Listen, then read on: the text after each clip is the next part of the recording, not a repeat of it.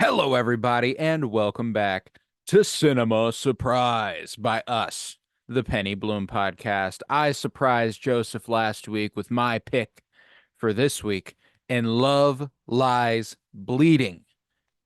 It was released in a limited capacity March 8th, 2024, written by Rose Glass and Veronica Tafilska, and directed by Rose Glass. I am Colton Robertson. I'm joined by Joseph George. What's up, homie? Oh, what up? What up? Always a pleasure to be here. Oh, and it's always a pleasure to have you. And I'm so excited. This is the third 2024 movie we'll be covering after Monkey Man and Furiosa. Um, hmm so we're getting a little up there. We covered a few 2023 movies last year, and it feels nice to be covering the new shit. I like doing that. And this felt right for the cinema surprise when I was conceptualizing what my first couple picks were going to be. I knew we were going to be in the throes of Pride Month. I knew I had limited picks in Pride Month. I was like, it's probably hmm only going to be two because we're only doing this Fridays. And I knew my first one was going to be Casablanca. So it meant my second one was going to be a gay movie. That was how it was going to be for me. And I went back and forth. I tried hard to decide which one that was going to be. We'd recently discussed how you needed to get more 20s movies under your belt, specifically 2024 movies. So it made my choice easy because I fucking love this movie. This was my third viewing of Love Lies Bleeding. I caught it once in the cinema. I caught it as soon as I could own it digitally, and then I watched it last night digitally again. Um, hmm and man, I love it. I'm excited to hear what you think of it. Fresh off your first viewing of Love Lies Bleeding, how are you feeling? Ah, um, I'm glad. I guess my mind, I had a very different image of what I thought this movie was going to be versus what it ended up being. And what it ended up being was just a very well-made movie with a very good story, with very good representation, and a perfect movie I think to pick in this month. Like as far as like just a representation movie goes. Um, but I expected it to be like outwardly flamboyant and like just like almost like a gay revolution movie is kind of what I was Yeah, expecting yeah. just because I was so high just on the revolutionary kick in movies recently and stuff, but no, this is just a normal gay relationship that is in a movie.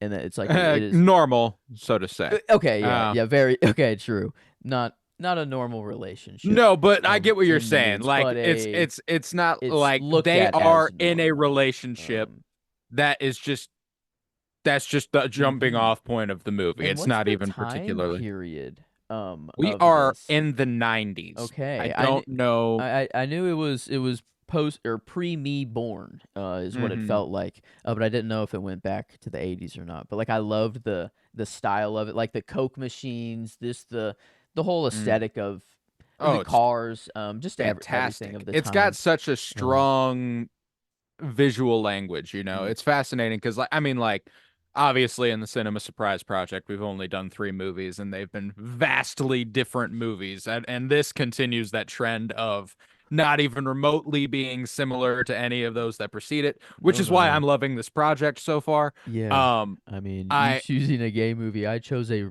religious movie before this. I mean, I don't know if we could have really gone more more opposite opposite with there. directions, So but yeah. yeah, no, I mean it's I think it has such a strong visual language into, I think it's got something similar going on as the Book of Eli in a capacity. I'm not gonna, it's literally one aspect that's not, it's just like it has a visual language. It knows what it Mm, is and it doesn't divert from that. It yeah. looks the way it does and it commits to it and it looks fucking good. And Mm, obviously it branches out a couple times, yeah. makes you go, oh, I Whoa. did not know that's what this movie was. I'm Um, watching a movie right now. Yeah, yeah, like yeah. and like the red like whenever she had like the voices in her head, okay, let me get character names down real quick. Yeah, Lou. Jackie and Lou. Lou. Yeah. Yeah. Oh, and goddamn, let's talk like the style or the time. Like Jackie's hair. Dude, Oh, her dude. Like, fucking oh, hair, just bro. Jackie's hair goes hard. And but Lou's, it's it works for her, but like just this No, time and like the it's a bodybuilder, the whole mhm. Jackie's just The like aesthetic is fits the brilliant. time, I guess, right Yeah. here. And then like just I feel like Lou is like the perfect counterpart. Like I don't know, they're very cute together, and it just works. But Mhm. I forgot even what I was saying. Before I was just talking about how good they looked. Um, I don't know either, but I felt like you were about to go on the tangent about Lou of some in some capacity. Lou The red Red. Yeah, flashes, and yeah, the yes, visual yes, language. That's right. Whenever she had like the bad thoughts, or like I want to drive off the road. I want to kill my dad. I want to kill like just any bad thought like and it went to that the red. flashbacks, Yeah, yeah, it just went to red and I like it's very clear. And then like the whenever the testosterone or whatever she's shooting up, like starts, steroids. yeah, just starts to like affect, like you see it like go through the veins and like it's like a, oh, I don't know, like I feel like I've seen it in some superhero or some, Hulk.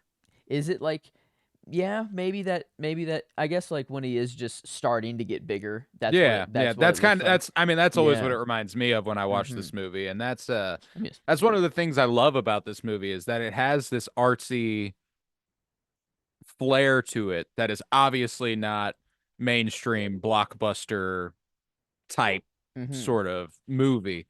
Sorry if you can hear my dogs barking upstairs. Somebody's probably walking by and it's really distracting. But Christ.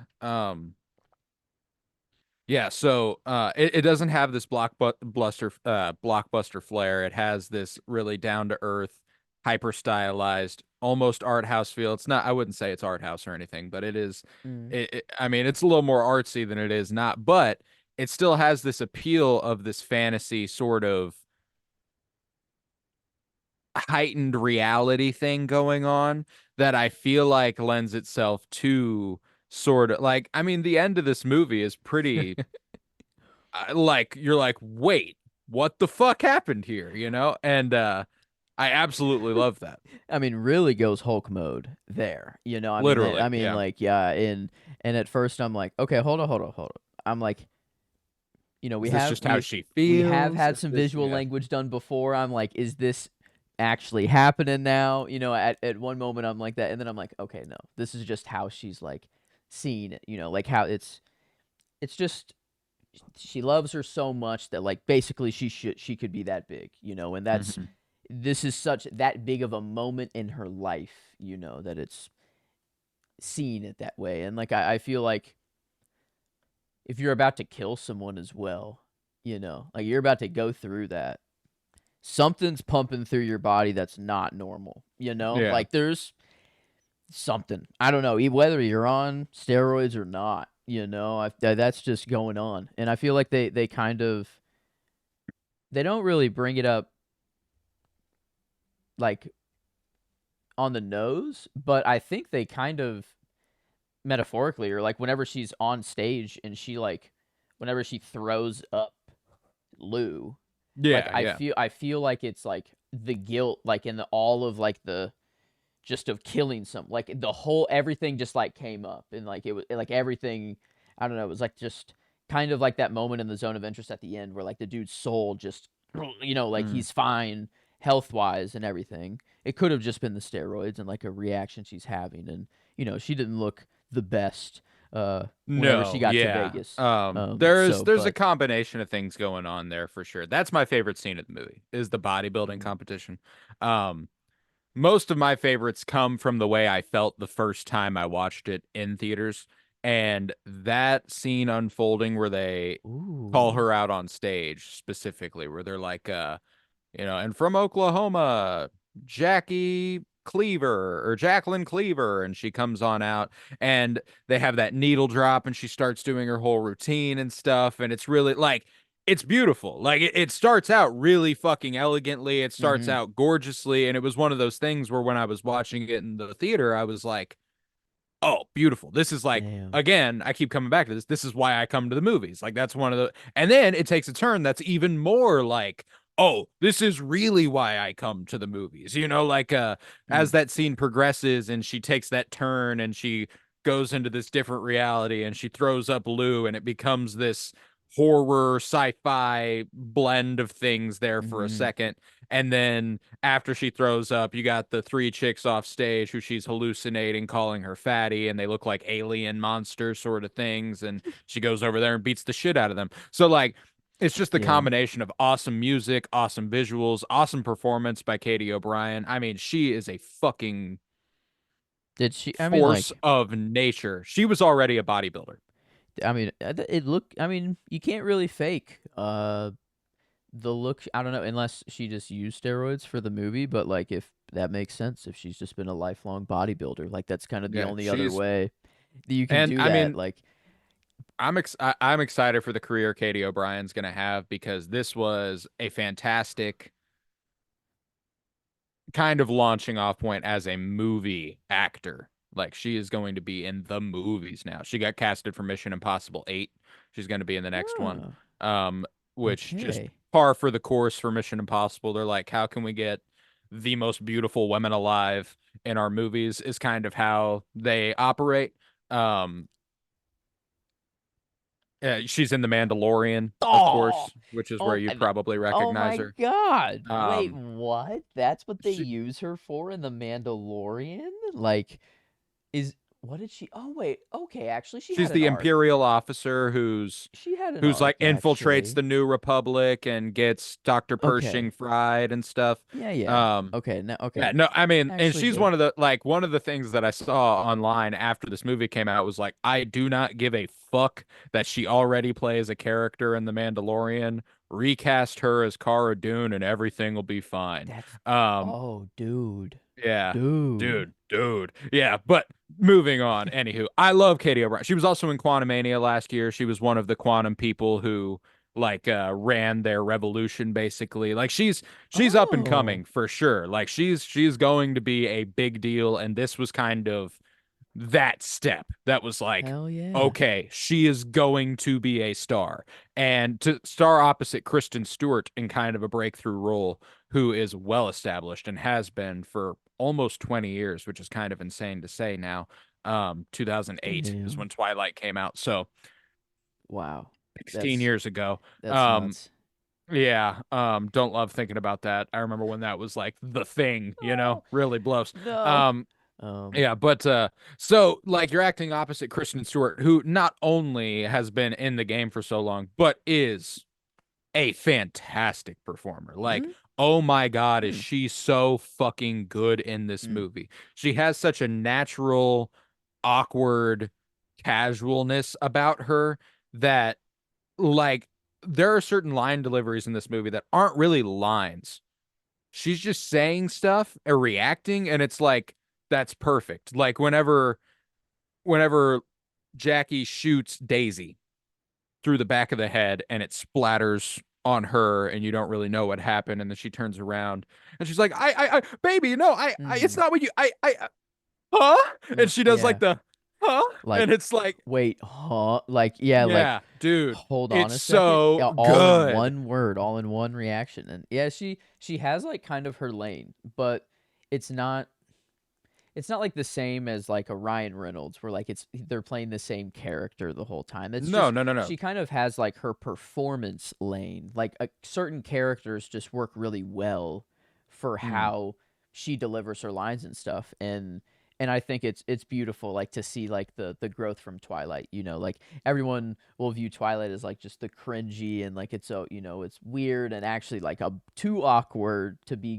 Yeah, good and whatever. But then you see them now. We see our Batman and then Mhm. now like like I guess I need to get more Kristen Stewart under my belt Dude, and yeah, a stuff. couple But years ago she was in the movie Spencer about Princess Diana where she played Princess Diana. ooh, She was nominated for an Oscar for that. okay, And yeah, well deserved too. Like that's kind of the swing where if you have not become familiar with Kristen Stewart outside of, Adventureland and Twilight and this, I mean, like, not to say that she's ever been bad, but you're right. She does have almost, it's kind of like Elaine. Like there is kind of a vibe she brings, and Mm-hmm. she always manages. She might add a flair, and it's a little different, and it might be a little better in some places. But that's the swing that if you have not watched her in it, you'll be like, "Oh, Kristen Stewart's the fucking shit." Like, "Oh, Mm. she is fucking good." She was really good in Certain Women, where she starred opposite Lily Gladstone. Actually, that's a really good movie. That was 2016, so that was almost 10 years ago now. Mm. Yeah, no, it was I enjoy Kristen Stewart a great deal. I love Katie O'Brien just off the back of The Mandalorian alone, so I was really excited for this. Um, one of those things where I wish I would have hit her up for like an interview or something when she was just on The Mandalorian because now she's famous. Yeah, and Uh feels like it's only gonna go up from there. mhm. Now, Oh yeah, yeah. yeah. Oh This yeah. this was, man. I don't know. I haven't seen many 2024 movies. And I love the gap that I started with was Dune 2 and Madam Web. And every movie was just gonna go in between those that I Yeah. watched it Yeah. from that point on. But I'm surprised that at like Monkey Man and this movie, I'm surprised at how like close they came to Dune. Like and Yeah. and and Yeah. like how it's not like not as clear or not like these are top movie. Like I have not been disappointed No, with yeah, like a like 2024 movie yet. my top four 2024 movies, which I'm assuming are the same as your top four 2024 movies, Challengers, Dune 2, Monkey Man, and this. Oh yeah, Um, Challengers. Yeah. I um, mean, whoa. like Like they are four of my favorite movies I've ever fucking seen. And I like when it comes to where I rank them, I have a really tough time deciding that, which is mhm.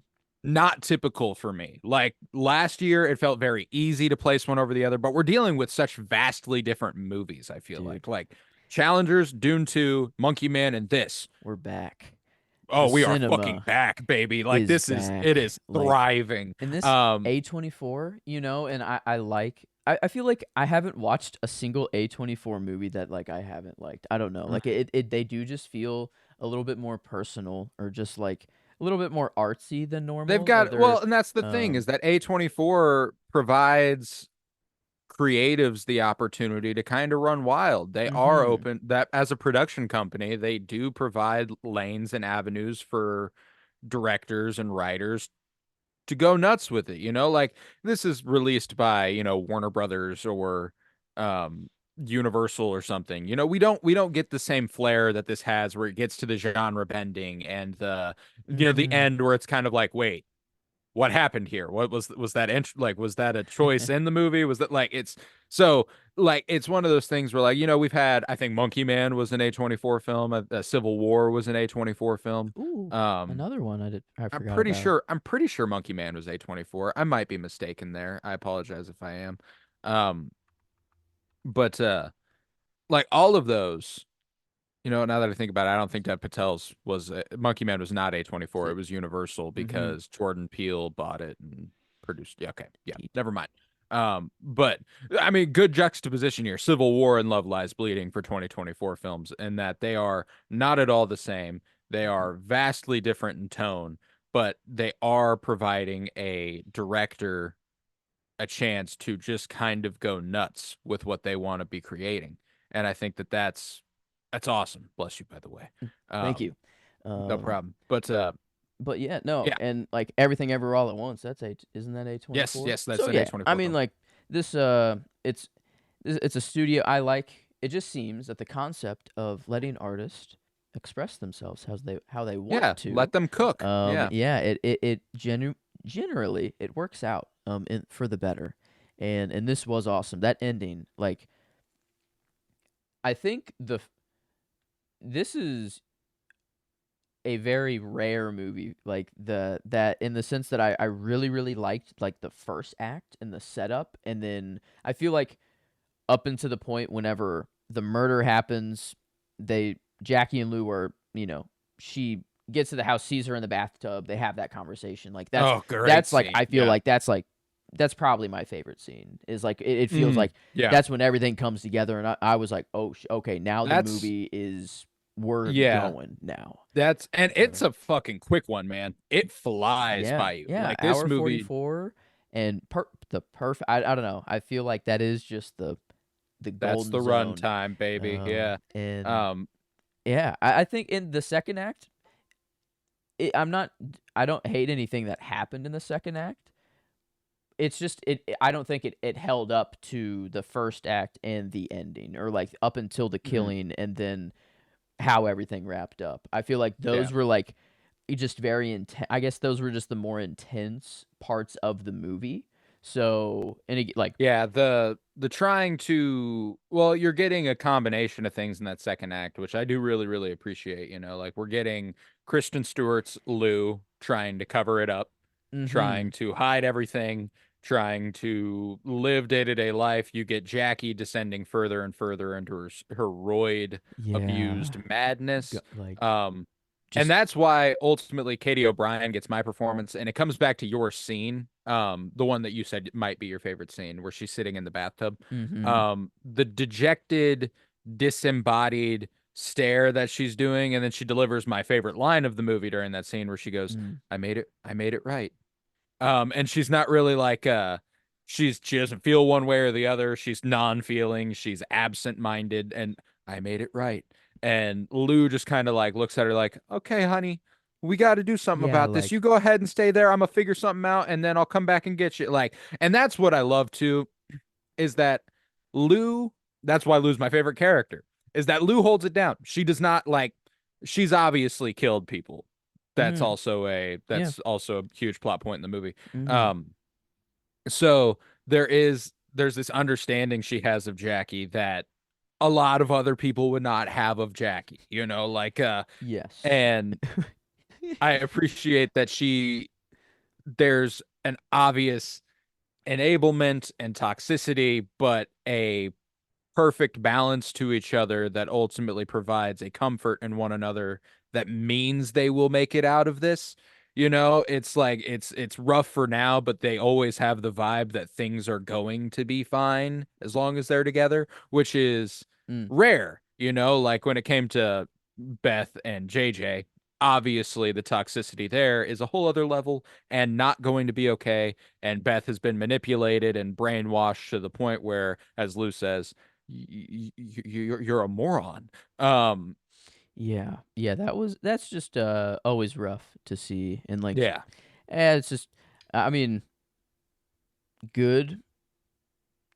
I think like representation in this movie was just like handled perfectly. You had the bad shown clearly, and hmm a satisfying death. Like it like make a guy so shitty that when he dies, it's like, well, I want you to Oh, it's die anyway. wonderful. So it's like, yeah, like the deaths that happen. It's like, oh, who's the other girl? The Daisy, Daisy. Okay, yeah. played by Anna Barishkinov. Kind of poor. I feel like Daisy's the only one that was just kind of like, damn.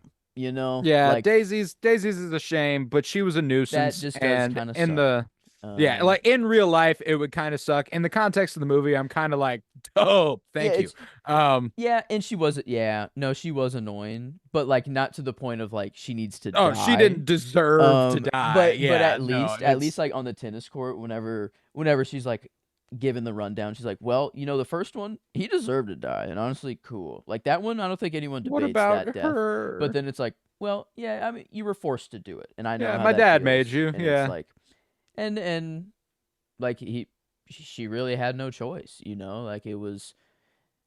It, I don't know if the threat known to the audience that like I feel like it was just let me like I feel like what we saw was just let me know when it's done, like it was the end of the conversation instead of the before. But I'm assuming he was just like, if you don't do this, you're going like I'm gonna say, or you're gonna be the one going down anyways or whatever.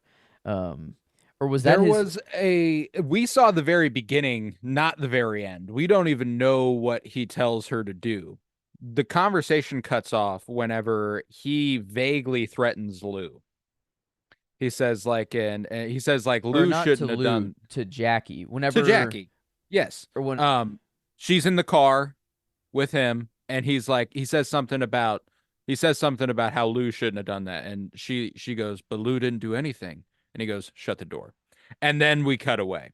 So like I Ah. think there was this it wasn't a real threat. It wasn't like he was like, I'm gonna kill Lou if you don't. He says something Mm-hmm. about Lou. Jackie goes, but Lou didn't do anything. And he's like, okay, now we ride. Like now I've got you. Now I've got my hooks in Okay. you. Okay. And then That's I don't why know. the shock of Daisy getting shot is so fucking like that moment whenever the blood splatters on Kristen Stewart's face and she's like, and she just kind of turns around. And then, like I said earlier, that line delivery thereafter, like she is so fucking good. I mean, I was like, at first I was confused. I'm like, wait, wait, wait. I was like, Did she just throw up blood yeah, because I'm she like, just thrown up and stuff? yeah, Yeah. because the throw up that was unrelated, right? That was just her like Yeah, they'd reacting been to, drinking. yeah. So that, Yeah. I mean, a little, just weird, a weird character. Didn't deserve to die, but like whenever it was just kind of funny. Like died fun, like but then it turned very intense and I was just like, "Holy shit, what's going on?" So I The mean, there was FBI knocking on her door as she's oh, cleaning up a dead dude. body and Yeah. Like hiding her behind the couch and her cat licking up the blood and stuff. Like, oh, dude. No, yeah. I mean, like high intensity, extremely like it's a fascinating and good example of really sensual sexual scenes without being oh what's the word gratuitous like Game of Thrones at points. Very I'd say Game of tasteful. Thrones got yes, Game of Thrones got gratuitous, and this felt like it Yes. was it was used in ways that was I mean it always kind of pushed it didn't push the narrative forward strictly, but it pushed their narrative forward, you know, like the first time Mhm. they say I love you to each other was right after they'd had their finger bang makeup Mhm. sesh. Yup. And that was like the first time we see them hook up. Just classic stereotypical gay women shit. Um, Mm. First date, first roid use, first kiss, first fuck. Um, Mhm.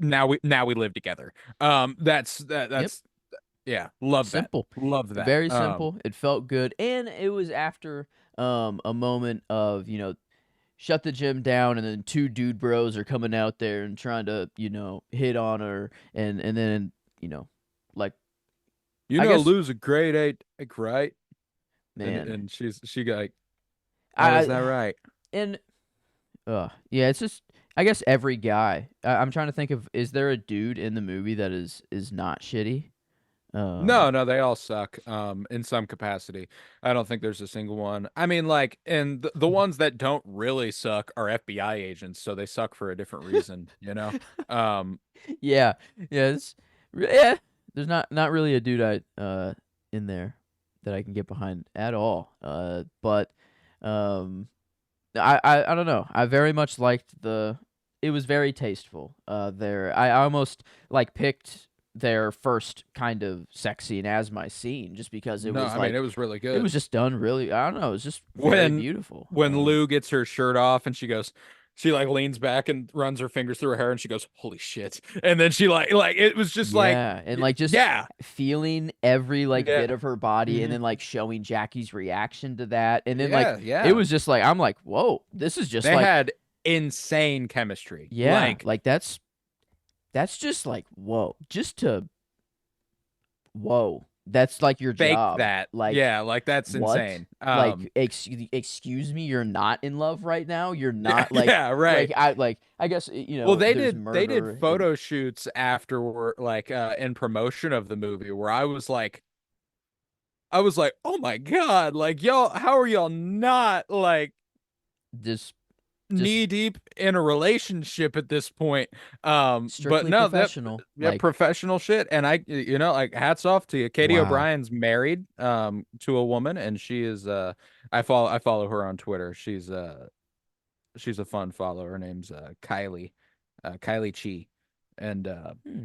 she was very very open about like promoting the movie. Like whenever the Love Lies Bleeding trailer came out, she was like, yeah, that sexy ass bodybuilder is my wife and stuff like that. You know, like like it's quite the flex to be able to My go like, wife gotta fuck yeah, the girl from Twilight, you know? Like that's pretty hard. yeah, Yeah, no, that yeah. I mean, her career's popping off. Star Wars, Marvel, fuck the girl from Twilight in the first like three big things that you're Yeah. in, and Gonna then be in Mission Impossible. yeah. Should be Wonder Woman, by the way, in the new DCU. Um, Ooh, okay. These fan casts. mhm. Cara Dune was Yeah. nice, but Wonder Wonder Woman, Woman. Oh, she would fuck that she all looks the like a way Wonder up. Woman. Yes. Like, And frankly, the way Wonder Woman should look, like I like the idea that Wonder Woman's like naturally gifted, like she's just like she can look mm, like anything and she has super strength and stuff. But like if Katie O'Brien plays Wonder Woman, Wonder Woman's super powered. And I think mhm, that's impressive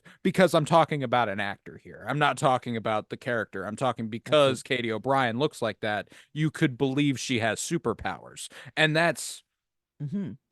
that's impressive. Oh Yeah. yeah. So all that to say, again, wrapping it back around, that's why I went with Katie O'Brien as my performance of the movie, just Mm, because she has such a charm about her that is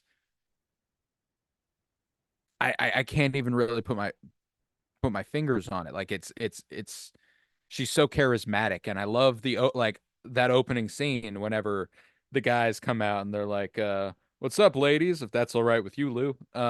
mm, And they go back and forth, and they call they're like, she's a grade A lesbian, right? And Katie O'Brien does this like smirk and lifts her eyebrow, and she's like, "Oh, is that right?" She's like, "Okay, okay, yeah, let's talk about it then." And then the whole mm-hmm, first scene in the weight room where they have their first little connection, they're mm-hmm. clicking up. She gets the steroids and stuff in the butt. Yeah. Like Ice it's packed. funny. Where do you want it? In the butt. Yeah, I don't know.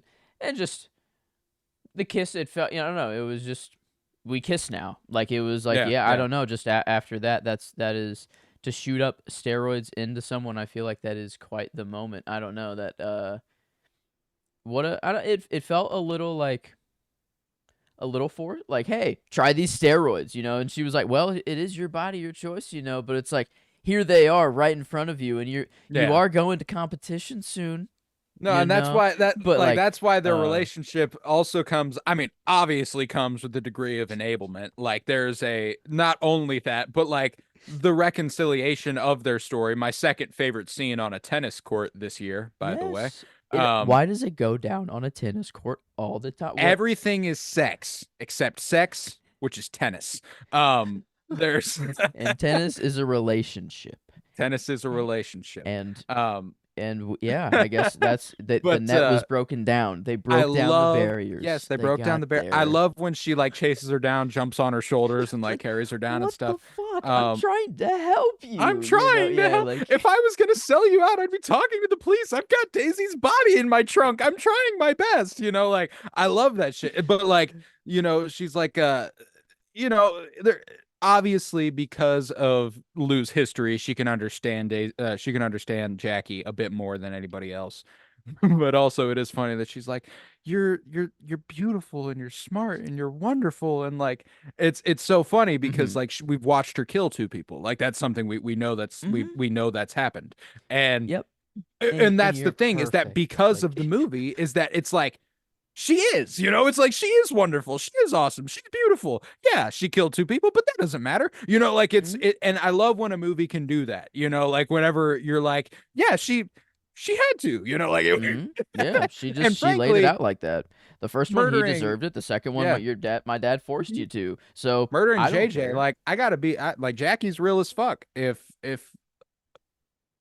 one of Emily's sisters got hospitalized by her partner because he beat her that bad, I don't know, I might sever his jaw from his face too.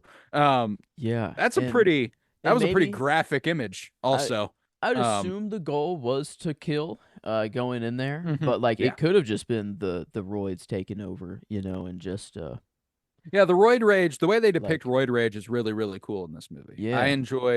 Like I like the way things distort around her. One of my favorite shots in the movie is whenever Lou comes home and she finds the post-it note that says like, "Went out, be back later, don't worry." It has a little X kiss. I Mhm. love that. Love that little detail. So like she's like roided up, but even then she's like, "Don't worry, love you, bye." But she's jumping rope, and they do this dolly zoom on her where all the equipment comes to the foreground and the Mm, background goes further, and she stays in the middle doing jump rope. And I was like, that's so fucking cool. And then she's doing the sit-ups and she's watching the words distort on the wall. Then she comes home and she's all yeah. fucking, "Whoa, yeah, I'm fucking ready, let's go." Yeah, and then like Lou like kind of is like, "Oh, like are you like she was scared, like Mhm. very intimidated and like, "Oh, like what the fuck? Like how are you acting like this right Yeah, now?" she was Like like, even though she "You locked understands. me in." Like she Yeah. she slams the wall and backs her into a Yeah. corner, and then when Lou presses her and she like sinks into herself and she's like tweaking and stuff, and then she just headbutts her and gets the fuck out. Like it's one of those things where it's like I loved the way they depicted roid rage in this movie. And I mean, my favorite part of the roid rage depiction was right before she decided to go to JJ's house and kill him. Um, Mm, where she's one of my favorite shots in the movie again is the shot whenever she's sitting in the corner of the hospital room looking at and Beth in the hospital bed, and her mhm. hands are digging into the hospital chair, and then she's just kind of silent observing everything because like what do you even say, like it's a tough situation to be in as a partner who's relatively new in a relationship, and like that's a lot of stuff. um Yeah. this is how you're meeting your girlfriend's Hey, dad, nice to etc. meet you. you know um Sorry. I'm here. Yeah, that you yeah, don't say yeah, anything. Yeah, you just exactly. But the uh way she takes it all in, and she's already observed the way Lou feels about JJ, and this comes fresh off the coattails of their conversation the night before, where she's like, "I'm sorry, I don't tell you everything. mm, Like, I want to do bad things. I want to kill him. I want to kill the guy. Like she's Lou's like, I want to murder JJ. That is mm. something I desire. That is something I Yeah. want to do." And then Beth, or not Beth, Lou sitting bedside cries. She freaks out. She kicks the chair. She punches the wall.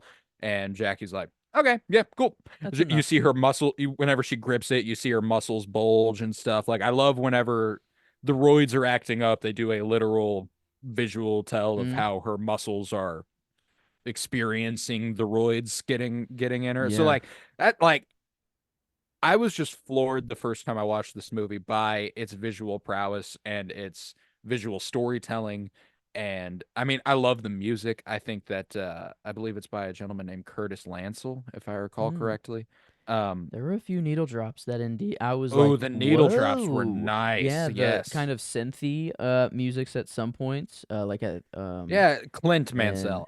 It's got a cosmic yeah. sort of feel, which is interesting, and I think that kind of comes back to the way this movie's heightened reality and fantasy elements kind of play in, where it is almost like a cosmic love story of, be gay, do crime. It's the ultimate be gay, do crime movie. Yeah. It's And how one person can come in your life and just I mean, the way that their lives changed, like from just oh my lord. Like it kind of reminded me of like Inyun of like just how many layers yeah, of overlapping had to happen here for this to happen and right. it feels like that JJ was on his way out. Like this it just needed to happen and Jackie came in kind of at the perfect time to be the one to just finalize it and do it. Mm, And I was really worried whenever we got to the bathtub because like I didn't know if she was just sitting there, with her arms bloodied and stuff and yeah, like sitting yeah, there in a bathtub and like it kind of appeared that she was slowly dying and maybe she yeah, cut her yeah. own wrists and I was like no no no like I do like the whole like there's been too many of those in Oppenheimer and then let's see there in Royal Tenenbaums and Asteroid um, City even a fake Asteroid one City. where Yes, they yes. actually it is a dupe and so Hmm. I feel like I got duped again here and Yeah, but right. then it just actually turned into like a holy shit like it was emotional anyways No, and yeah. she Well, wasn't dying um and there was one of my favorite things about this movie that I think had to have been a huge inspiration on it is Thelma and Louise. Thelma and Louise, a movie where we have abusive, not abusive, but verbally abusive for the most part. I don't think they ever put their hands on the women. I don't think that's part of it, but verbally abusive mm, male partners for one of Thelma and Louise, and the other one is in a, you know, on again off again sort of situationship sort of thing. Mm-hmm. But it's kind of like a, you know, let's get out of here, let's go here. One of them murders somebody along the way. They try to run away, they try to cover it up. You know, all the while they're, you know, they're being chased by this abusive partner. It's like, so like there's this element to it that I feel like if Thelma and Louise in 1991 Mm-hmm. or whatever had the balls to go, Thelma and Louise were gay, which there's already plenty of signs in that movie that are like they might be, but it wasn't explicit. It wasn't like Hmm. they are in love and they are running away together. They are best I friends, see. and you know, like it. Mm. So it feels like this was Rose Glass being like, okay, well, I'm gonna make my Thelma and Louise, It's and time. it's going to be Yeah. fucking awesome. Um, We've which reached and it. they've both become a couple of my favorite movies of all time. So I adore that sort of dynamic, and I think that this obviously it's I don't want to sell Thelma and Louise as being like the same type of movie, but I think there's no way it wasn't an influence on this. I feel Hmm. like it had to have been. Um, and I think that what they managed to pull off here is, I mean, it's riveting, it's exciting, it's sensual, It's creative. it's Yes. sexy, it's creative as Very hell, you know, like unique. it's Yeah, it was just what an interesting story to lay out and tell, like a murder mystery, cover up, love, romance, just in chaotic romance at that too. It's like mm, it's two people that like you can't really relate to at all because like I don't think dads are having their daughter murder people on the regular, and then not many people are or bodybuilders that are roided out. So like there's not much to relate. But then just their relationship struggles or just having a shitty dad in the first, you know, just yeah, like yeah. it's the just the concepts of it all, I guess, or having a shitty guy, you know, not abuse Yeah. you, but someone that is close Well, to and there's you. also And a catharsis about it that is like it might not be relatable, but it's nice to watch some of these things happen, you know? hmm, Like you like watch sorry about that. You like watching the dude who has been obviously abusive to his wife get his head smashed on a coffee table. And you like like seeing that his jaw was severed. Um, it just like dangled just too, you flapping know? there. Yeah, graphic as Whoa. hell, brutal, love it. I love whenever they put him in the trunk and okay, it's not gonna fit. Let's unwrap him, and they put him in there. And I love the whole time. Like one of my favorite little character things that isn't particularly important, but is extremely just character building is that Lou's trying to quit cigarettes. Yeah. Uh-huh. And whenever she puts the body in the trunk and she sees he has cigarettes in his pocket, and she like looks at them and she goes, nope, nope. And she has to like force herself to like not take the cigarettes out of a dead guy's pocket. Um, Yeah. she goes, Damn. That is, nope, yeah, and nope, she nope, nope, always nope. And, listens like on the radio to like mm, why cigarettes are bad for you and why you yeah, should yeah. quit, and then like the emergency blunt, was that, it wasn't a cigarette, right? That was a blunt, and Yeah, yeah. that what, God, I already forgot her name. Daisy. Daisy, that Daisy gave her, you know, for Hmm. emergencies.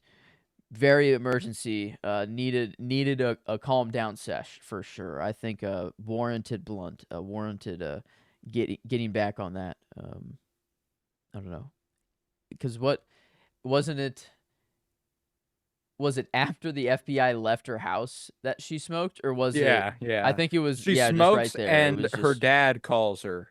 And she has one of my favorite line deliveries mm, during that too, where he's like, "Are you threatening me?"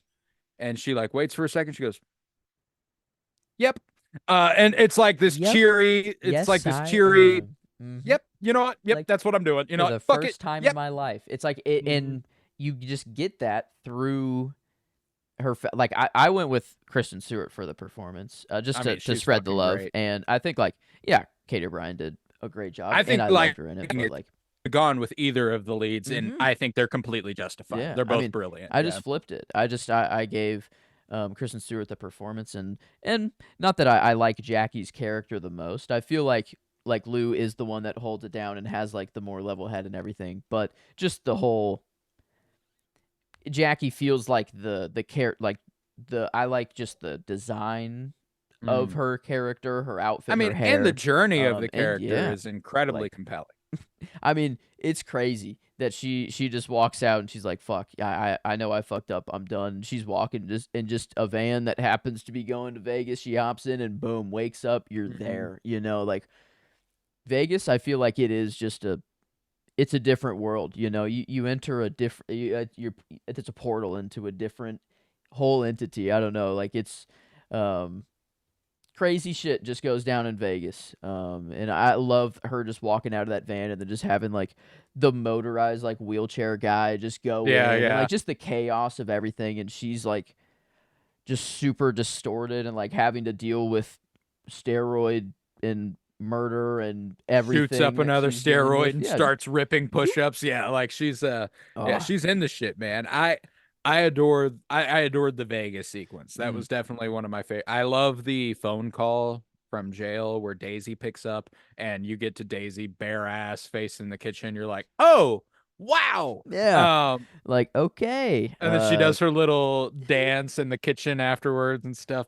Um but yeah, like Yeah. that's why like ultimately I do agree that I think the last act and the first act are like the build up is so strong, the Mhm. conclusion is so strong. I would agree that the second act is the weakest of the three, but there's a lot that happens during it that is some of my favorite shit in the movie. Like my favorite scene of the movie does come during that. I love Katie O'Brien in the scene where her and after the murders happened and after Lou's like, okay, stay here. I'm gonna go clean up, make sure we didn't leave anything. And she's like, okay, are we still going to Vegas? And she's like, oh no, honey, we can't go anywhere now. And she's like, Mm-mm. but I was always gonna go, like, and frankly, that's not terrible justification, like she was always going to You go. It's should like, continue is your it normal life, I guess, yeah, you that's know? Like, the thing that does hurt is like, did she tell anyone that besides Lou, or is Lou the only one mm, that knows that? And like, if she'd made it known that she was gonna go to Vegas and she was going to go do this, maybe. But true. so that's one of my things where I'm like, maybe Lou was being a little overcautious there. I mean, regardless, it's weird timing. She would have been looked into for sure, Mhm. regardless. But I loved the Vegas sequence, man. And yeah, like I said, that bodybuilding competition is probably my favorite scene in the movie. Um, and there's all sorts of scenes that I love when she hulks out at the end. I love when she gets big and Ed Harris is like, "What the fuck?" And he gets pinned down and they make him deep throat a Glock and Bleeds you from know, it too. That was like yes, that like was nuts. Yeah, and like I love that she's out of ammo, but like does she know that she's out of ammo at that like I guess is that the same gun that No, that's a new gun. That's like a that's his gun. oh, at that point it's his Pretty and she picks sure. it up and okay. Yeah. Um Dude, the shot, one of my what might be my favorite shot is the perspective shot from Lou Sr., by the way. His name's Lou also, Ed Harris's character. Laying on the ground, looking up, mm, and it's giant Katie O'Brien holding him down, looking over him, and Kristen Stewart with the gun above him. And I'm like, one of those influences from like Fight Club. Like it's kind of what I go to every time I see a shot from the perspective of someone on the ground, hmm. where like Brad Pitt like leans over him and looks at him in the Yes. eye, and all of his Oh, dudes are okay. gathered around. So anytime I see this sort of shot, that's immediately what my mind goes to. And I mean, there's several shots though. Ultimately, I have to go with the fun, happy ending shot where they're running through the clouds as giants, and they're in their bejeweled bikini tops, and they're Mhm. running through the pink and purple sky, and like I Hell love yeah. it. I love it. You Hell know. yes. Why not? You know? And whenever we Mm-hmm. can go crazy and Hulk out and have these red flashbacks, bad thoughts, it's like, yeah, no, this is cool. This is like La La Land whenever they're in that planetarium and they float up and Yes. kiss Yeah. and it's perfect. Like that's I love that. Like whenever love changes the reality Mm-hmm. of the situation. Oh, I don't know. That's a trope I am I haven't always loved. I guess I'm finding out that it is one of my favorites. I do like that. Hmm. I do Oh, I like love it. the Yeah, I do. lens of love, I And guess. David Copperfield, Um, whenever he sees his lady everywhere, he sees her hair and he sees her yes, name and yes. all that. Yeah, like Uh-huh. it's Perfect. cool. Yeah. And and I guess I there was it's not one shot, but it's kind of just going back and forth. It is whenever they do say "I love you" like for the first time on their bed, and just Mm, like yeah. it's just both of their faces like looking at each other, but specifically Kristen Stewart, like the light is coming in, like I don't know, just her face is lit like so perfectly, and just Yeah. I don't know, like when the up close and personal shots were just super good. I wouldn't say it's on the level of like Titanic or what was the other one that we said was up? Oh, Casablanca. Like Casablanca. yeah, Yeah. like it's not up to that level of shooting women, but like No, it's no, yeah. like they made them look beautiful a No, and there's a lot of and time. it's fascinating to say this in comparison to Titanic. There's something grimmer going on here. Like there is something like yeah, I mean like for the Yeah. bulk of that movie, I should say. Like the points when you Titanic is are much more looking at Kate positive. yeah, Yes, when you are like looking at Kate Winslet as the most beautiful woman alive, it is when nothing can go wrong. Nothing's bad. Everything is mhm. good, everything's perfect. So it is a different time in the movie. There is something much darker going on here. They are lit more dramatically. And like one of my favorite shots in the movie that is just like I've talked about this in weeks past that I think is the most comparable to that Ingrid Bergman in Casablanca, the Kate Winslet in Titanic, is when Katie O'Brien has hulked out and she's holding Ed Harris down and Kristen Stewart looks up at her face and she sees her and she just kind of like Katie O'Brien just kind of smiles and a shooting star flies by in the background and like all that like Mm, obviously there's a visual effects thing going on there that mhm. enhances it but it's still like it's beautiful like and that's one of the things that's super impressive again about Rose Glass as a director who I look forward to immensely. One of my Twitter mutuals and a very talented podcast host, I believe his name's Alden Diaz, and he hosts Octu Radio, Star Wars podcast.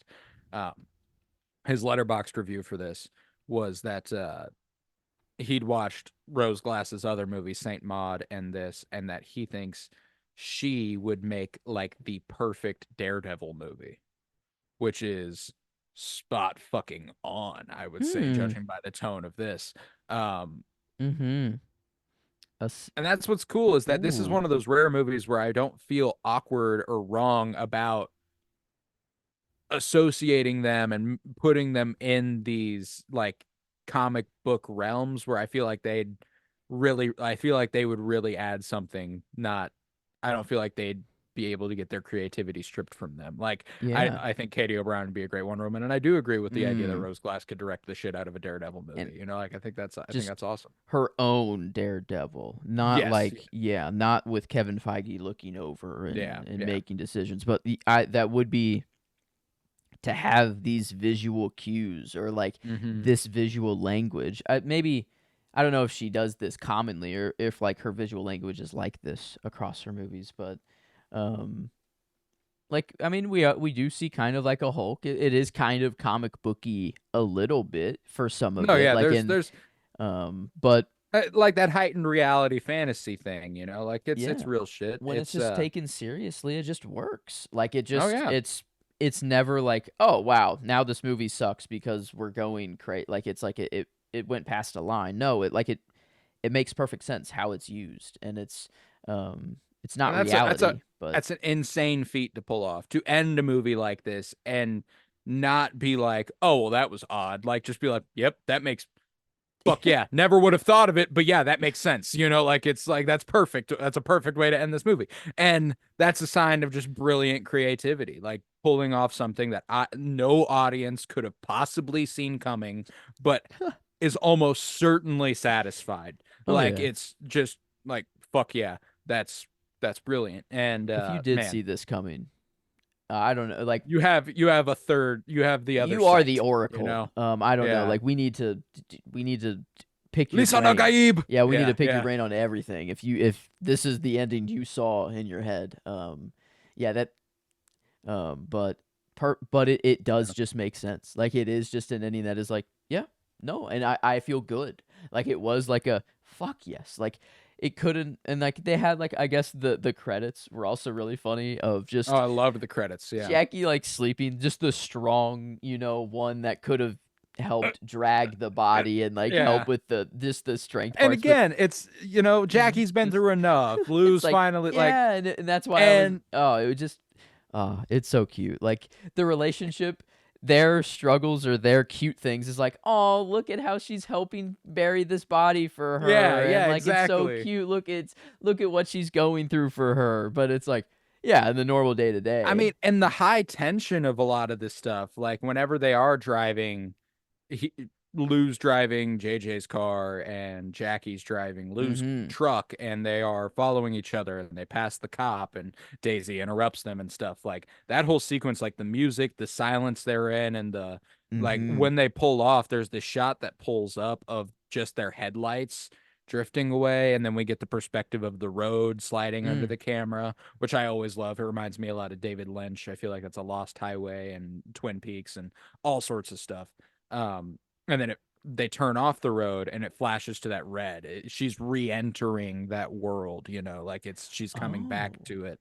Um, Mm. and I think I thought that was a brilliant visual cue. I love the shot whenever, obviously, they blow it up and they're kissing at the edge of the cavern and the smoke's pluming Mm. up Mm-hmm. and like just gorgeous, gorgeous shit, like it's Yeah. Shoot up roids. We obviously kiss. Burn the fucking abusive and terrible human being. We obviously kiss now. I don't well, know. and Like that's it's what's like interesting is the first time when they shot up and kissed, that was Jackie. Jackie initiated that. mm-hmm.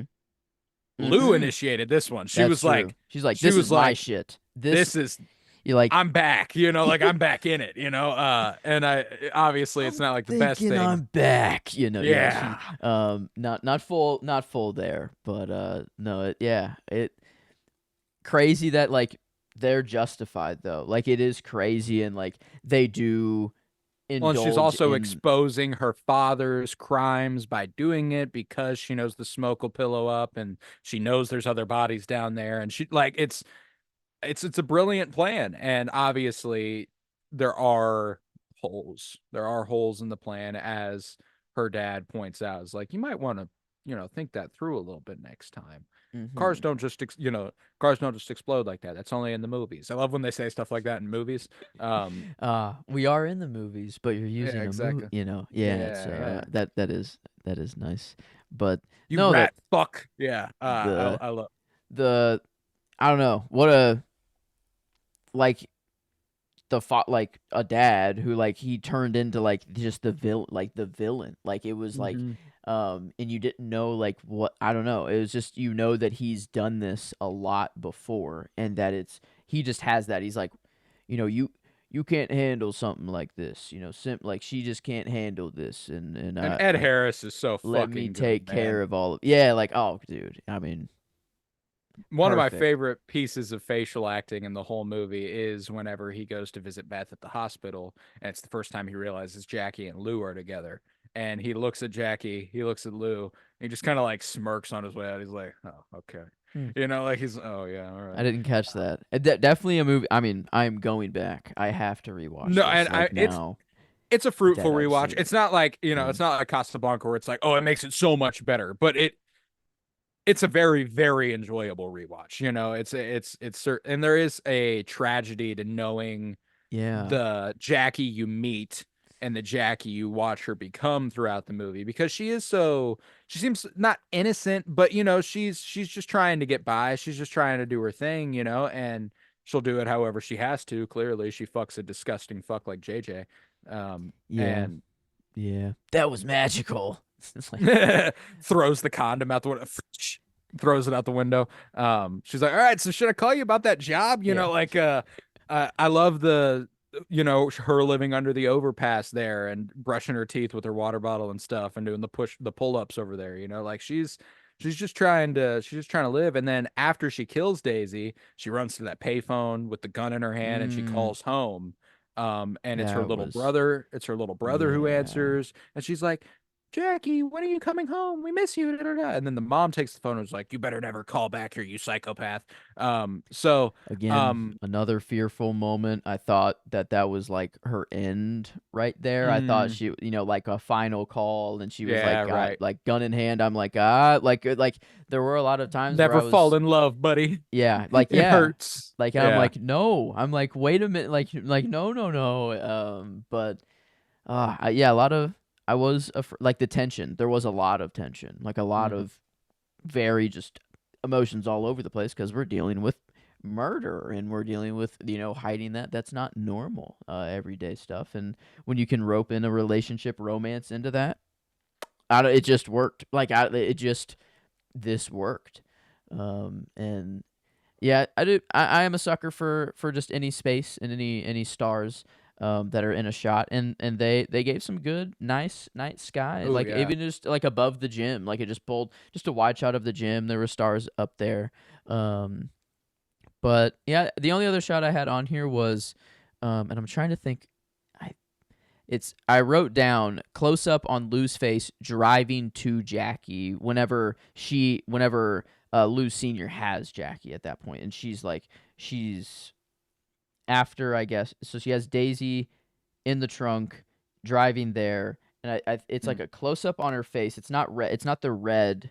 Whenever it goes into that, but it feels like half of her face was lit with like a bluish whitish light, Mhm. and the other was kind of like a red or like a dark, like a Yeah. something Yeah. else. But I just thought there were just a lot of really good close-ups of Kristen Stewart throughout like the whole movie. Like I feel like they just lit her face very very well often. But I don't know. I guess I'll go with the one I do know for sure and I can pinpoint is them on the bed. Uh, and whenever they do say "I love you" for the first time, like Kristen Stewart's face, just the way it's lit, I was like, that was the one that did stand out to me just on first Yeah. watch, and I was just like, like Oh, this. dude, and gorgeous, gorgeous movie, man. For how dark it is, the visual language they establish in the gym in that first sequence, and the camera lowering, like starting in the cavern and kind of finding its way to the gym and lowering from the stars down to it and going inside and Mm, kind of taking you on a tour of the place we're going to spend the important beginning of the movie. And I really dug that. I really appreciated that. And yeah, it just establishes such a keen visual sensibility. It knows exactly what it is. It knows exactly what it's trying to do, and it maintains that the whole time with notable diversions that are mm, purposeful. And I think that that's mm-hmm. a pleasant thing a movie can do. Whenever the diversions from its visual sensibility are obviously on purpose, they're trying to do Yes. something, and it's not like, oh, we lost sight of what we were doing. This just happened. No, like they are. It's notable. It is different, and there's a reason for it. And I think that I that's the best way to shake up the visual sensibility Mm-hmm. of your movie. So, um, yeah, Yeah. I love Lies Bleeding. I think that it's amongst my favorite movies of the year so far. Um, Title. I always kind of like after I watch a movie, I'm like, okay, so there was no name drop, right? There was no like no, no. never. Is it kind of like a play on blood, sweat, and tears, but it's love, lies, and bleeding? Is that the play, or is it like like that love brings lies and then or I don't like I was just trying to figure out like I take the title Love Lies Bleeding to be like their path to love is not easy. It is marred by murder and struggle and mhm. drug abuse and all, so their love lies bleeding. Their love is on the ground bleeding. Ah, It's lying bleeding, not lying okay, love verbosely. lies. Okay, Yes, yes, lays down not bleeding. not telling the truth. Yes, not Yeah. okay. Yes. Okay. Love Um, Love Lies Bleeding. And I have a fun connection to the title from my album of the week, actually. Um, mm, but yeah, no, it was one of the most pleasant surprises of the year. I knew I'd like it. I didn't know I'd love it. Um, it was one of those ones where it got announced towards the end of last year, and I was super excited for it because Kristen Stewart's awesome. I knew Katie O'Brien from The Mandalorian, and I was like, oh fuck yeah, she's gonna get a chance to shine in a movie, you know, like that's gonna be kick ass. And I was like, bodybuilder, lesbians, like that's cool. That's a fun idea. Let's roll. Mm-hmm. And it's been fun since it arrived on digital to see the people who haven't watched it see like, you know, gifs and clips from it where like there was a gif posted of her throwing up Lou on Twitter the other day, and someone quote tweeted and said, "What the fuck? I thought this was a fun rom com movie, Yeah. not Yeah, that's yeah what I thought. I thought like I'm getting into the most flamboyantly gay, like just actively, I don't know. Like I had zero clue. I had no clue murder would be in the, yeah you know. yeah." I didn't think we'd get into that. And then no, very very serious. Very and just it's the way it is. Like there's no it's not like they bring up that they're gay. Like it's not like that it is the focal point of the movie and it's just how it is, and I Mm. don't know. I feel like that just works better. Yeah, Um, it's the next evolution and represent and proper representation, you know. Like mhm. obviously there was a time whenever the pivot point of a movie within the last 10 years was like the crux of the film and the conflict to overcome was people not accepting them, or the coming out, or the accepting that you are in love with this person, or you know, and those movies have their place, you know, like Brokeback Mountain is a key one of those movies. I absolutely adore that movie. But I'm a Cheerleader is a brilliant fucking Hmm. uh gay movie. There's all sorts of really good examples of that type of movie that came before, but the next evolution is just treating it as commonplace and treating it as Mhm. it's just a relationship. It's not a, you know, like if the crux of the movie had been different, if Ed Harris's character had been blatantly homophobic, if Ed Harris's character had been like if he resented Lou for being gay, maybe this would be a different movie. And I get the impression that that's why Jackie had to leave home, but they don't key in on that. You know, like when she does call home and her Yeah. mom's like, you never call back here, you Mhm. monster, or you psycho, or whatever the fuck. Like You I can get the piece the impression two that together. yeah, Yeah, like and y- she had to leave home. She's been hitchhiking. She didn't get any help. She, you know, like that's probably mm, what happened. But that's not the story of the film. And I think that that's an interesting way to approach it, and it allows for you to tell a much more exciting, new and original story because I mean like otherwise you run into stuff that's been done and done well. Like I said, Brokeback Mountain is definitely one of my favorite movies of all time. That's, you know, coming to terms with sexuality, and but I'm a Cheerleader kind of in the same vein, but it's always like she always accept. But I'm a Cheerleader is a really good movie. You should definitely watch it. mm, Natasha Lyonne, I love her. Michelle Williams also in Brokeback Mountain, funny enough. But okay. RuPaul, Yeah, yeah, no, I'm very very good. more I'm definitely you know, if I'm not like turned off by any gay movies at all, but like if you can just have a gay movie that is just this good Good. of a Yeah, movie no, in and the that's the first thing is, place as well, like I don't know. and that was the thing until like a few years ago, the movies that got like play as being like, oh, this is a great gay movie Mhm. was like Love Simon from Disney. Like uh, and that's not a very good fucking movie. And so Mm. like up until a couple years ago, Oh, okay. I'd been like completely oblivious to any good queer cinema Mhm. and just kind of coming to terms with my own sexuality, watching movies and watching things unfold in a way that inspire me. And there's a lot of good queer cinema, like Mhm. Moonlight from 2016, brilliant. um one of the again A24, but one of the best movies of the 2010s, if not the best movie of the 2010s.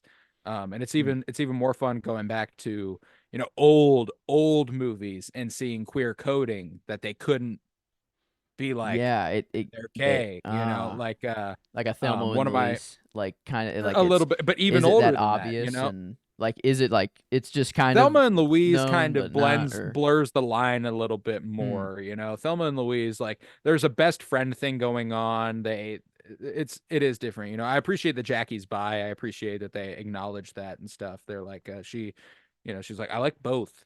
and Mm-hmm. her being like, oh, okay, like that's fine. But yeah, like if we're talking about Thelma and Louise, like at least one of them's got to be bi. Um, Hmm. Okay. Now Susan Sarandon's character, pretty sure she's just gay. Pretty sure Okay. she's just a lesbian. But regardless, that's just speculation. But even going back further, there's a movie from I can't remember if it's the 40s or the 50s. It's called Rope, and it's directed by Alfred Hitchcock. And there's an incredible homoeroticism between the two male leads, um, that they don't play up. They can't acknowledge it, but there's an obvious, Hmm. or there's something there where you're like, these two are into each other, like that's kind of how you're feeling. And there's so many examples, especially going back to like Singing in the Rain. There's a little bit of a thing there where you're like, oh, is there something going on? Like it there's Hmm. always something you can look through that lens and go, oh, well, we're not acknowledging it, but there might be a little something here. Hmm. And I think that's like the history of queer cinema. Like once you just get older and you get a chance to explore it, um it's just so fruitful. There's a lot out there, a lot more than you'd think, like I remember when I started trying to like find queer movies, I was like, how many of them are there really? And then I was like, oh my God, there's a fucking lot. I just did like they've just never been shown to me and I've never heard about them. So let's go ahead and find them. Besides the obvious one. Like I think Brokeback Mountain's probably the most famous gay movie of all time. I've heard of that one, yeah. I mean, Yeah. I You still like haven't seen it, but I that is the movie. If I were to pick or pull out just a gay movie that I just know, hmm Well, and that'd be that's the one another I'd go really to. important thing, like last year, it was I think it was 2023, June 2023. I read a movie called Bi, and it was just about um bisexuality in culture and pop culture and coming to terms with it and stuff like that. And one of the key things that upon watching Brokeback Mountain, it's touted as the gay cowboy movie Mm. when it's really the bi rancher movie. Like they're both bisexual. They're not gay. Like it's a pretty key part of the movie Mm. actually is that they're bi, not that they are that.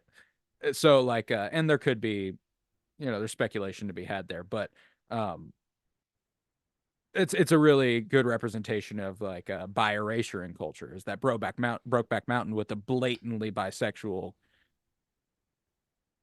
twinge to it Mm-hmm. gets referred to as the gay cowboy Yeah, movie. And it's like I would not have gotten yeah, that at all. Like I didn't I've either. never I heard. didn't either Yeah. before I watched it. So like that's one of those things where it's like it's important to depict these things explicitly too. Like one of those things that I appreciate implicit, I appreciate kind of implying it. I like that stuff.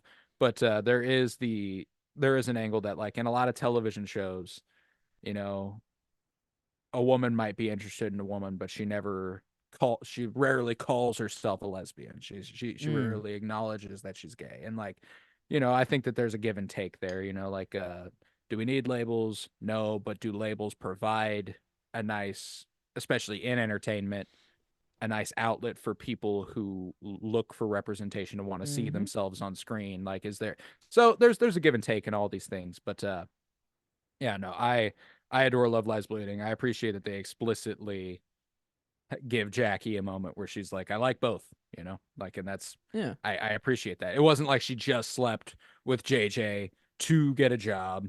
It wasn't like she just felt like she had to.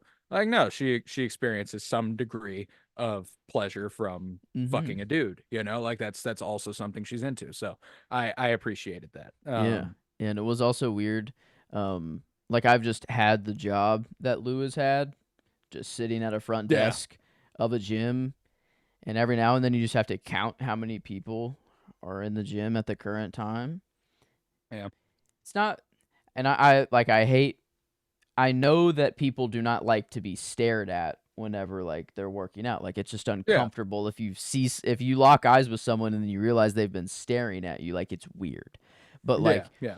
In I any context, yeah, yeah. and like but like I'm a human. I would just be counting, and then like you see someone that is just looks really, really, like really good. They're like Wow, good, you like are and it's like, impressive. Like, and yeah, then I would lose my count, and I just find myself like looking at, and then I'd have to remind myself, okay, no, I'm here just to count the people. Like yeah, it's exactly. like it's hard. Like I mean, like that. It's like Well, because Holy, like, even beyond a sexualness or anything, like it's just some people are impressive to look at. Some people yeah, are like, holy shit, like you and look like that. That's yeah, insane. and like, And Katie O'Brien, like I think she's a beautiful fucking person. I think she is unbelievably attractive. But there's also an element to her that's just like, how the fuck is that possible? Like, yeah, how do you look like that? yeah, and That's incredible.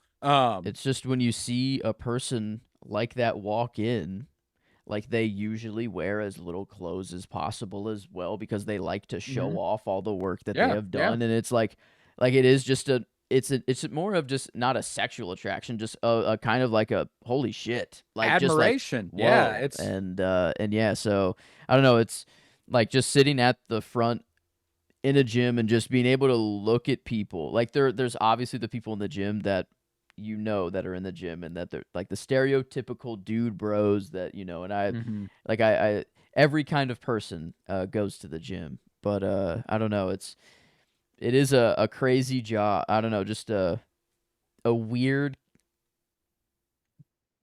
I don't know, not like a more like a gray area, but like it is just like a it feels sexual, but it's not at all. Like I don't know No, like oh, what and it like yeah. there's a sensuality to getting hot and sweating, and there's a communal Mhm. experience about it, which is kind of like it's kind of interesting to think about the history of communal sexuality, sensuality compared to where we've gotten to where we're very monogamous as a society, which I'm monogamous as well. I'm not a Mhm. polyamorous lad. That is not exactly something I'm into, but to each their own. Like Kristen Stewart sucking toes in this movie. Hey, if that's what you're into. Mhm. Not for me, but hey, if that's what you like. But like, there used to be like communal baths and orgies were like a normal fucking thing. Yeah. So I think there's this primal evolutionary thing about getting hot and sweaty in a group setting where there's a bunch of It's beautiful people that is it's like it's almost an orgy. It's not yes, at yeah, all, like but it's like not. No. every And it's gym, not even it's it's like not even arousing, but there's a no. vaguely sexual Yeah. feeling about it. Yes, I know what you're saying. I know what you're talking It's about. just Um almost there. And like yeah, it's mhm.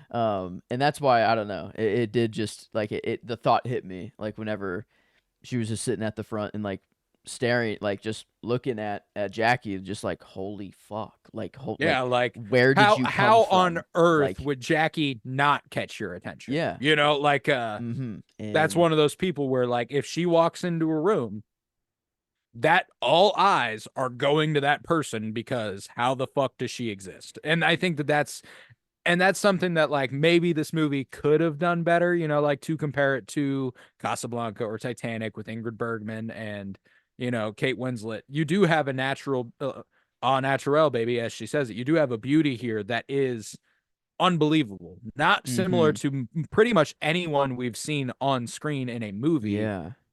ever, beyond Ooh. beyond being the butt of a joke, like kind of like muscle women have notoriously been mannish, or they've been Mhm. they've been like oh well, I'm not going to hook up with them, like they're stronger than me and that makes me insecure, like that's shit like that. But and I think that there's a degree of that though, and it does come from when Kristen Stewart is lost in the gaze of Jackie, Yeah. I wish and I maybe we think that could have got that's really more strong. of that. Hmm. Maybe if they did more of like whenever they were just falling in love, like maybe when she just entered a room, like in that lens would come out again, and just she Hmm. would view her as a god, like just kind of a goddess, like just like holy fuck, what am I looking, like Yeah, like um I mean, there's that montage after they've had like their breakfast together, and Jackie mm, goes to work, and they show Kristen Stewart making the eggs and removing the yolks and stuff for her. mhm, Kristen Stewart's reading Macho Sluts, and they're watching cartoons together, and they're eating each other out, and it's just like a big old montage. Guns are getting fired, mhm, drugs are getting sold. Like it's a lot of stuff. But and it's during one of those sequences where like I could they do a really good job of emphasizing the beauty in this chaos, and I think that this movie is just really really good at that. Um but yeah, so this was mhm. actually also this came out and I watched it for the first time watched it once a month since it's come out. Because it was in March. Let's see. When was my first viewing of this? I logged it for the first time on March 14th. I started trying to lose weight 3 days later. I was like, you know what? That's the one. Let's fucking do this thing. Like that was kind of it for me. And now it's going well. But then like Monkey Man came out, and I was like, yeah, really got to keep trying at this. And then Challengers came out, and I was like, yep, really got to keep trying at this. Challengers was mine that got me on like a diet and like an actual routine, and like now it's like no, after just seeing how just hot people can look. Yeah, it's like, hey, I'm comfortable with the way I look, but man, I could try to look like that, and I'd really like It'd that. be really awesome. It'd be really Another awesome. another thing that motivated me, which I don't really see, and I don't think many people watching will see. Um, Emily showed me a picture of Katie O'Brien, and it was a certain picture of Katie O'Brien, and was like, she kind of looks like you here. And I was like, God, I wish. And then I was like, maybe I try. I was like, maybe I try to look like Katie O'Brien. Maybe that's something I could Not try a to bad attain. goal. Try to it. Yeah, no, I know. And I was like, that's like, so it's funny that I've been watching, superhero movies for years, and I've been watching all these dudes. I've watched Chris Evans and Captain America get like fucking huge and stuff. And like what motivated me was Katie O'Brien, like I was like, Katie O'Brien, like I needed a woman We to be needed like, some strong gay people, yes, like yes, that's what we just needed. I don't know. powerful queer people Yeah. needed. And I was like, you know what? I'm in. Let's do this thing. So Because yeah. superheroes, it's just that's what it is, and like it I don't know, it's whatever. But this, Now I don't Steve know what. Rogers, we can Well, talk about whether or not he's queer, but yeah, not to say that he doesn't look bad. I mean, it's oh not like no, I no, didn't no. look at him and I didn't go, "Well, holy fuck." Oh, yeah. Like when I was 15 and Avengers Age of Ultron came out, and he like ripped the wood in half with his bare hands, and like he's wearing that skin tight shirt and stuff. That I think that was one of those times where More I was kind of like, oh, like, like I was kind of like, whoa, yeah. perhaps. Hmm. Yeah, I was like, I I think I kind of liked that, What like would that was. happen if we, if we were alone in a room? I don't know. I don't know. I We don't have know. no clue. Yeah, there's But no way to tell. yeah, it's just But yeah, no, that was like, so strong gay people, though. strong gay people though. We've It's got it. it's always inspiring. And Katie O'Brien, she definitely inspired me to a degree. Mhm. But yeah, no, love Lies Bleeding, one of my favorites of the year, and absolutely adore it. Do you think we're ready for a rating for this movie? I think we are. I think Okay, we're there. then we're gonna do the plugs here. I'm gonna tell you where you can follow us, where you can find us elsewhere. And that's how that's gonna go. And then after the plugs, we are going to rate this movie on a scale of 1 to 10. You're gonna find out how we feel about it. We are going to do our album of the week. Both of us have an album of the week to present, and then Joe is going to surprise us with the cinema we'll be taking in next week for Cinema Surprise. And I'm so very excited. So, if you would head to patreon.com/pennybloom_pod, where you'll find over 100 hours of exclusive content. We've recently started doing something called the Penny Bloom Dispatch. It's only been going on for a couple months. It's every Monday through Wednesday, kind of in that range. Not exactly a regular schedule, but it's in that range, and it's weekly. Where it's more relevant. It's news, it's entertainment news. It's Joe's doing a science and archaeology segment whenever he can, whenever he wants to, and it's a lot of fun. It's been a while since we've done something kind of timely, and I had an idea for the Penny Bloom Dispatch that I'm kind of just running by Joe for the first time here, which is that if you go to Patreon, it's available free. It's to kind of reel you in. It is, but that is the only place you'll get it, is Patreon. That's the only place you'll find it. Patreon.com/PennyBloomPod. You can find the Penny Bloom Dispatch for free, and maybe it will reel you into some of our other content. It's early access. For example, if you're listening to this on June 28th, the anniversary of the Stonewall Rebellion, by the way, that's why I got this book on display here. You could have heard it about a month and a half ago, sometime in the middle of May. And with that, you could have heard all sorts of other shit that we haven't even released yet. That we haven't even recorded yet. It's over there on Patreon. So it's mostly early access content and the Penny Bloom Dispatch. And then if we see a movie that we randomly want to talk about, we kind of slide that in there. So it's a lot of fun. And for 50 a month, you can gain access to that other stuff, but for free. For free at patreon.com/pennybloomPod. You can get an additional episode a week from us on more timely, relevant stuff.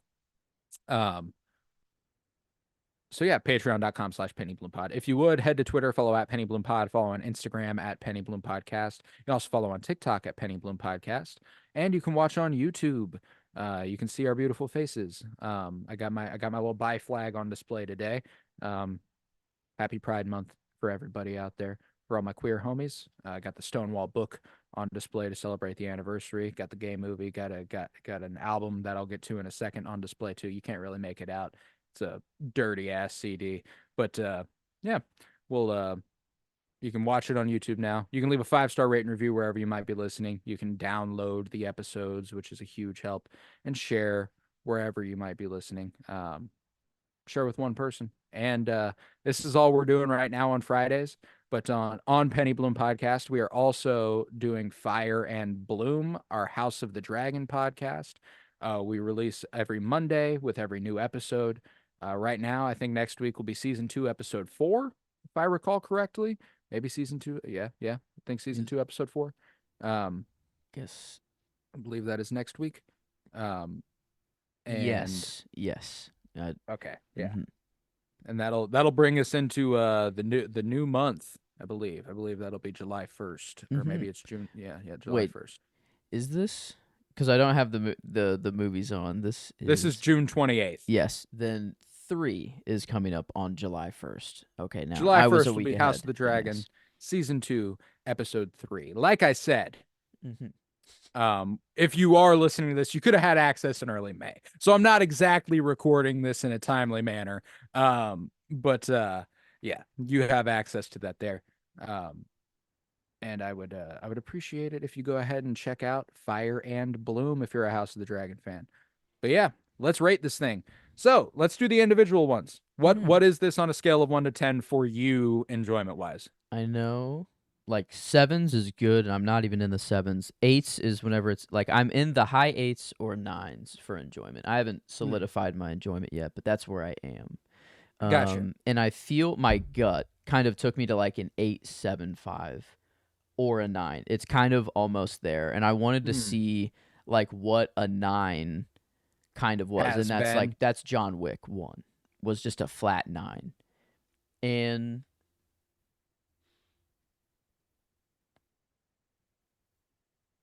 very different movies completely. I feel like I'm either just right there or right below, and I feel like that's why my gut. I feel like it's right. I feel like that is where I would land. Would be 8.75. 8.75. I feel like for me. Okay, cool. I take it north of John Wick. Easily for me. In fact, handily above John Wick. For me, this is a 9.5 enjoyment. Okay. I love this movie. One of my favorites. I think the cinema experience elevates it for me to a degree. I think I had a whole different love for this movie from the first time I got to see it. Got to see it in a late night showing. I think it was like 10 p.m. Me and Emily, pretty much alone in a movie theater. There were a couple other people. But man, just big screen would be nice. Oh, with this beautiful one. fucking movie. Man. So for me, this is a 9.5. I can't take it north of that. I could take it south of that, and obviously we will have to for the collaborative score here. Yeah, I guess I'm like 9.25. Like if we just want to like round out, I guess the middle would be a 9.15. It's somewhere in there. But like I feel like a 9.25, like that's above the average, but I'm comfortable giving it like a 9.25. If you are okay, like, then I'm down for that too. That I would love that. I'd appreciate that. So okay. I'm comfortable giving it a 9.25 as well. And critically, it's a damn good movie. There are better movies, but I would say it definitely elevates above that threshold of good. It's above 7. For sure. And I would say it's comfortably eights. Yeah, Don't we know if I could take it nines, but the visual language, the performances, the story, like just how yeah, the unique writing, and like yeah. everything. Like yeah, this is good. This is like I very very much enjoy it. I feel like maybe 8 does just feel right. Like I feel like Mhm. the second act, I don't know what to change or what to focus on more or whatever, but it just didn't quite have what the first and ending, third act had. It didn't Um grab you the way the rest of the yeah. movie does. Um I get that, my gut took me 8.25, but I would be comfortable going down to an 8. That doesn't bother me at all. so I mean 8 or an 8.25. I mean I could get behind either. I guess with an 8 it would be an 84.2%. With an 8.25 it's an 85.8, so like an 86%. I'm cool Um with the 8 then. That's fine with me. okay. Um, So 9.25 and 8, a little 84.2% there. And 84%. we're filling in that feels good. More than yeah, better than Tron. And I would agree. This is a better overall movie than Tron. Even though Mhm. how much I love it, my enjoyment is still higher for Tron, but Yeah. this is a better movie. Um, so okay, 80. We got like the peak of Casablanca. We got kind of like just a constant kind of average Book of Eli movie, and now I feel Mhm. like we're We we're got the gonna ones we love. We got yeah the we're we I getting feel like we're gonna hover probably around here. around this range is probably where most of the movies are gonna This slot in. I I don't f- know. I might come with an absolute banger again for because I kind of plan. I'll spoil something. I kind of plan on coming with like three 2020s movies, including this, mhm and three older movies that I regard as great. So mhm like okay I don't know if they'll be Casablanca as that's one of the greatest movies, period, but they'll be good. yeah. Um It'll be hard to pick another Casablanca. I think we can pick another Love Lies Bleeding. Like that's yeah. much more This likely. range is more attainable But on a consistent level. mhm. Um but yeah, then at an 84%, that's where Love Lies Bleeding rounds out. And do you want to do albums of the week ahead of your announcement, or would you like to do your announcement? I guess the album it relates to the movie. I chose more of Then let's do a this. Let's do sexually this. charged album. I didn't Ooh. quite get I feel like I got like a gayer and like representation album with Prince before. Hmm. And I kind of wanted to go there, but it was an album that I listened to actually, and I don't know if it actually came from your recommendation or my sister's whole vinyl collection thing. But I don't know. It was just I put it on and I was like, "Ooh, I could." It felt sexy and it was about Mm. sex. It's Curtis Harding.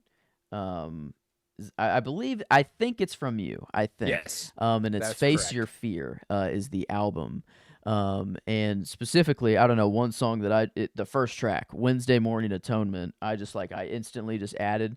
But there's the other good ones. Need Your Love and Need My Baby. Ooh, I don't know. It's just I love um any song or any music that has to do with love at all. I'm in way more. And then Mm. whenever it can just get kind of sexy and I don't know, like this I I was like that. I was clean I think this is I put it on while I was cleaning my sister's apartment, but I think that's why I'm confusing where it came from is because I know I played it over there, but I think it came off of like Yeah, your recommendation thing. I And it know just I've recommended it to yes. you. And Um, it's just I like in I fact, it's one I've considered going with for an album of the week. So okay. this is it's a really really Mm. strong album. On and On is my favorite song from it. Uh, just keeps on and Mm. on and on. Man, I mean, it just got me to That's actually slow like clean. I was cleaning and I was just like dancing as I'm cleaning. Just like I love when an album can get me to mm, oh move yeah, differently, and this yeah. is I'm there. I I'm there. actually discovered this album. Sometimes the MCU is good.